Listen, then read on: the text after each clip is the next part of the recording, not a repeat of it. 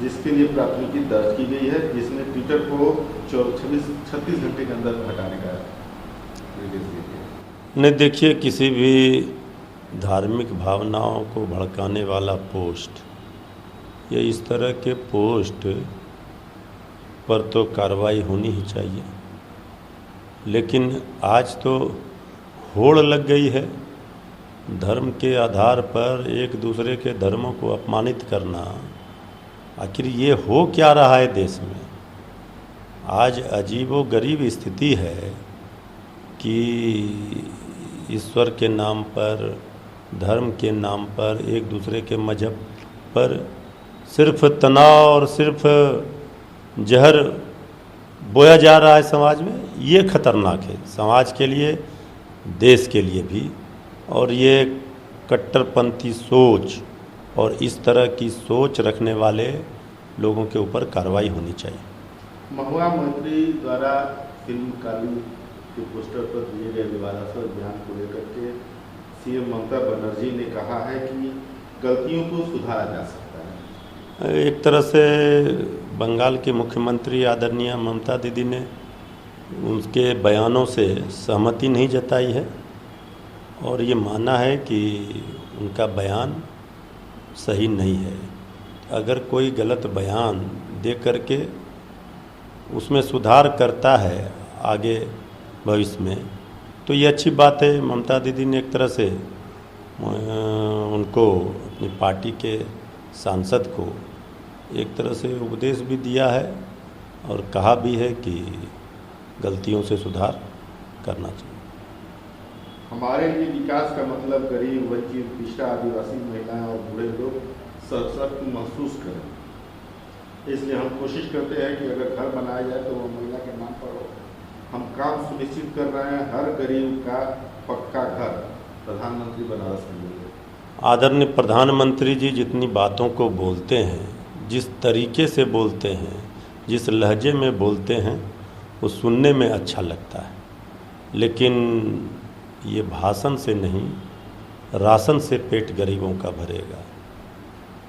मकान चाहिए, रोजगार चाहिए, राशन चाहिए, लेकिन सरजमी पर आदरणीय प्रधानमंत्री जी की घोषणा कितने उतरते हैं ये भी लोगों ने देखा है। हर दावा, हर वादा, हर घोषणा जुमला साबित हो जाता है। आदरणीय प्रधानमंत्री जी आज महंगाई की मार से सबसे ज़्यादा परेशान कौन है? गरीब है। कोरोना काल में सबसे ज़्यादा किसने पीड़ा झेली? गरीबों ने, मजदूरों ने। तो आपकी योजनाओं का लाभ चंद मुट्ठी भर लोग, उद्योगपति, पूंजीपतियों को मिलता है, गरीबों को नहीं मिलता है।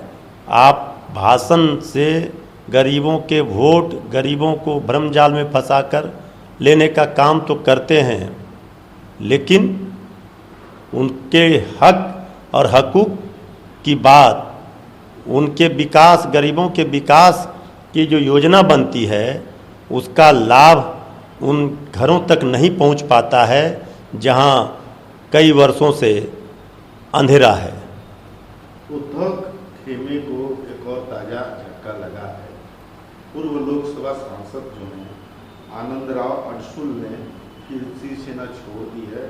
संजय राउत ने कहा है कि ईडी के दबाव के कारण होंगे।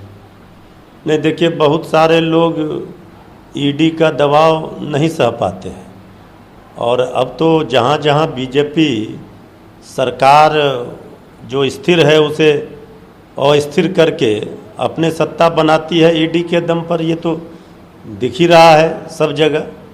तो बहुत लोग ईडी के भय से पाला भी बदल लेते हैं, क्योंकि जो भी कमल छाप साबुन से स्नान कर लेता है वो फिर हरिश्चंद्र हो जाता है। बाकी जब तक विरोधी, बीजेपी के विरोधी दलों में रहता है तो वो फिर भ्रष्टाचारी होता है।